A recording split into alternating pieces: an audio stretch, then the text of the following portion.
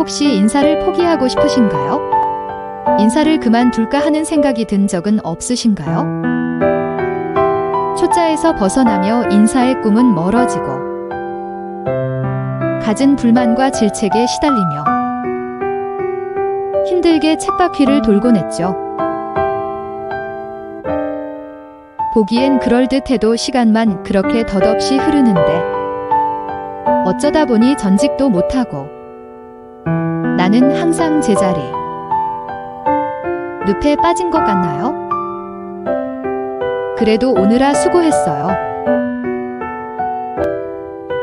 이제 인사 경력 관리가 막막하다면? 자, 이제 다시 이력서를 업데이트 합시다. 인사쟁이 경력 목표 관리. 좀 힘들지만 가볼까요? 첫 번째. 어쨌거나 실력이 있어야 합니다. 이를 위해서 인사에 대한 개념 설계를 할 수 있어야 합니다. 개념 설계는 밑그림을 그리는 것입니다. 그냥 남들이 그려놓은 것, 대기업이나 외국에서 카더라 라고 하는 걸 따라가는 게 아니라 실제 말이 되는지 안 되는지를 따지며 내 것으로 만들어가야 합니다. 각 인사제도나 컨텐츠가 왜 그렇게 되어 있는지, 그렇게 하는지를 남들에게 논리적으로 설명할 수 있도록 제도를 그려봐야 합니다. 왜 그렇게 되어야 하는지 스스로 납득해야 어떤 제도와 방법이 필요한지 제대로 그릴 수 있게 되기 때문입니다. 생각해보면 회사에서 하라는 방향, 정해진 방식으로 제도는 다 그렇게 운영해왔지만 정작 우리는 왜를 제대로 묻는 경우가 적었습니다. 사실 말이 안 되는 제도도 많습니다. 당연한 건 어디에도 없습니다. 완전히 본질적인 방향에서 보지 않으면 말로만 그런 것, 형식에 치우친 인사제도로 운영되는 경우가 많습니다. 개념 설계는 제도의 가장 밑부분, 이유부터 설명하고 말이 되게 하는 것을 말합니다. 일이 잘 안 돌아가고 설명이 되지 않는다면 현장부터 찾아서 실제 돌아가는지를 확인해 봅시다. HRBP는 딴 게 아니라 가령 평가에 대해 말한다면 방법론만 현업에 얘기할 게 아니라 왜 실제 성과 측정이 어려운지, 지표는 무엇으로 할지를 직접 살피고 해결할 수 있도록 역할을 하는 것입니다.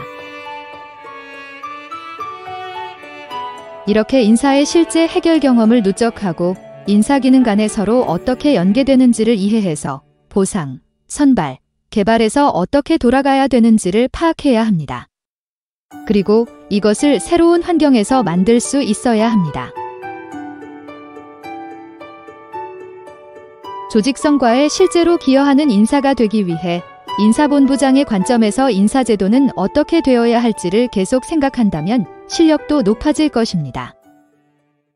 가이드 두 번째, 내가 생각하는 30년 경력 패스를 대략 한번 그려보도록 합시다.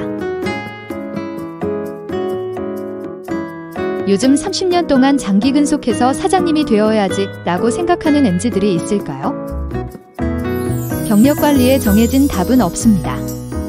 다만 인사 전문가 경력을 쌓아서 늦은 은퇴를 할 수 있도록 하기 위해서 권장되는 방법은 한두 가지가 있습니다.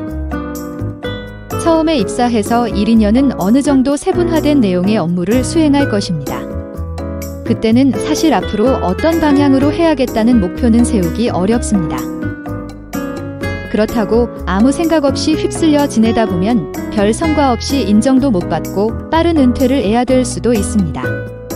그럼 어떤 패스를 가져가는 게 비교적 바람직할까요? 우선은 본인 업무에서 어필할 만한 시장에서 통할 만한 괜찮은 아이템을 더 갈고 닦아 5년 이내에 이직을 생각해보는 것입니다. 더 직원이 적은 기업이 아닌 더 큰 기업으로 가야 합니다.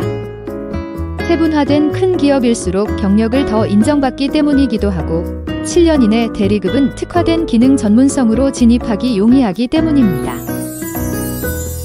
이후로 경력을 확대해 가야 하는데 근속유지 가능성에 따라서 더 전문화되고 분화된 기능을 수행할 수도 있습니다. 하지만 근속이 올라가면 보다 통합적인 기능을 수행할 수 있는 게 유리합니다. 한 기업에서 바로 임원까지 올라갈 생각이 아니라면 시니어급에서 어떻게 일을 할지 고민해야 합니다.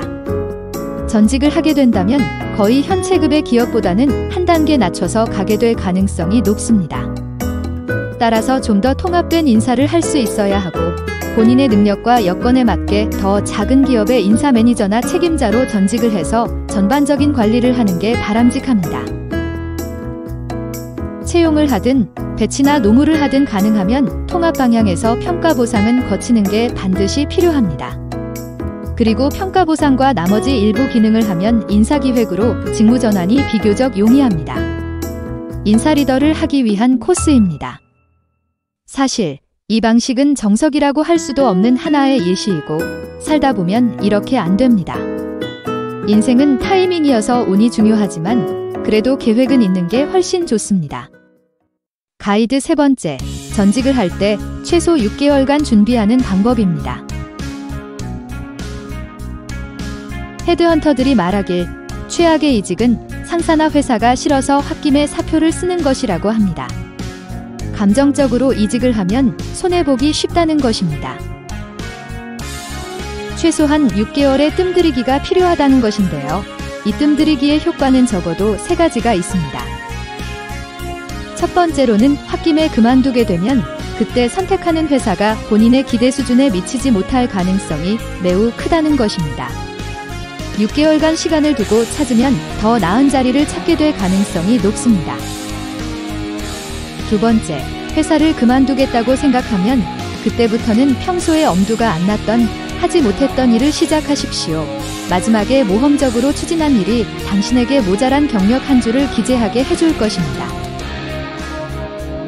세 번째는 세상 일은 아무도 모른다는 것인데요.